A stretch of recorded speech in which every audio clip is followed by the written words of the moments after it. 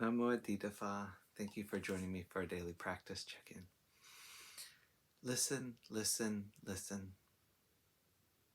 This beautiful sound calls us back to our true home.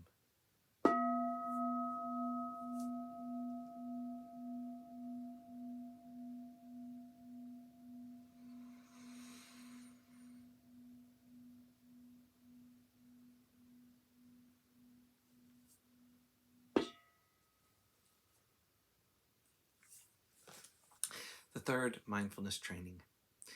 Aware of the suffering caused by sexual misconduct, I vow to cultivate responsibility and learn ways to protect the safety and integrity of individuals, couples, families, and society.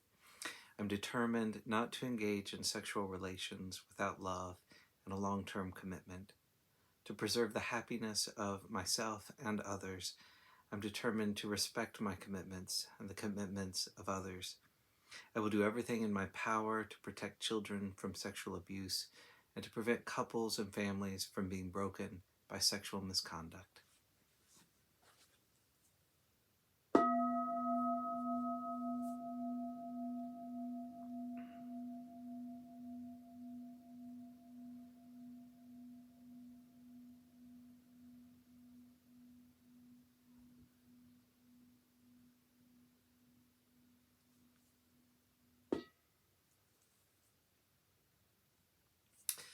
For our Dharma lessons, we've been reading Pure-Land Zen, Zen Pure-Land, the letters of Patriarch Yin Kuang, and we're beginning letter 2 today, A Pure Mind in a Pure Land.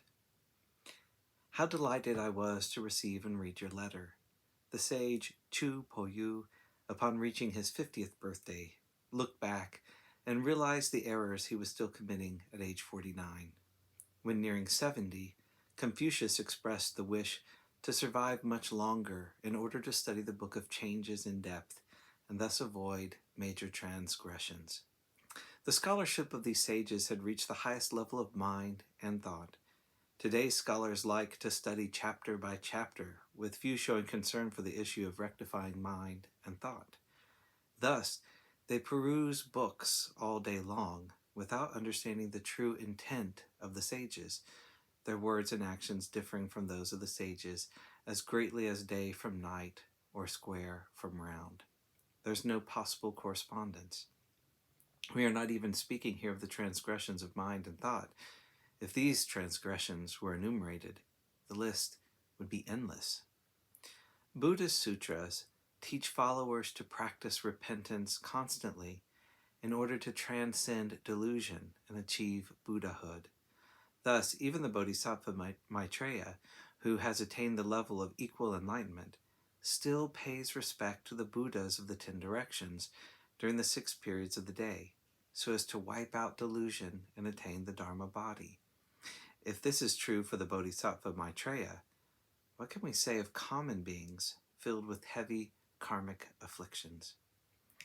If you do not feel shame and remorse, your self-nature may be the same as the Buddha's, but it is hidden by afflictions and evil karma and cannot manifest itself.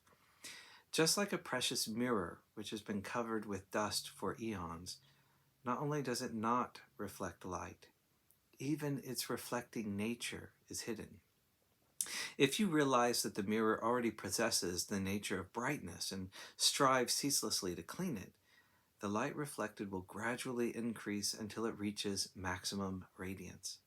The mirror can then become once more something of value in the world.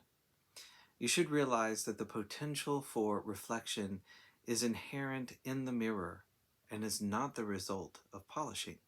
If it were not so, a brick would also shine brightly when polished. Yet, you should also realize that although the brightness is inherent in the mirror, without polishing, the day would never come when it would gleam. The mind nature of sentient beings is similar. Although it is intrinsically identical to that of the Buddhas, it is clouded.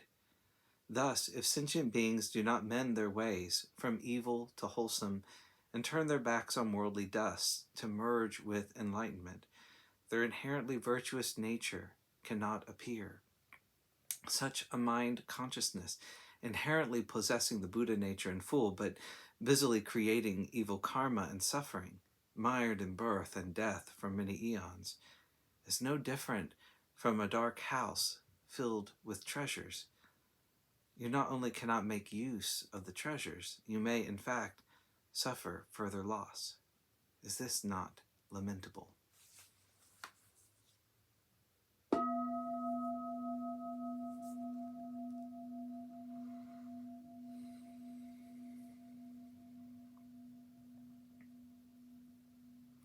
May all beings be well. May all beings be happy. May all beings be at peace. Sadhu, sadhu, sadhu. Thank you so much for joining me today.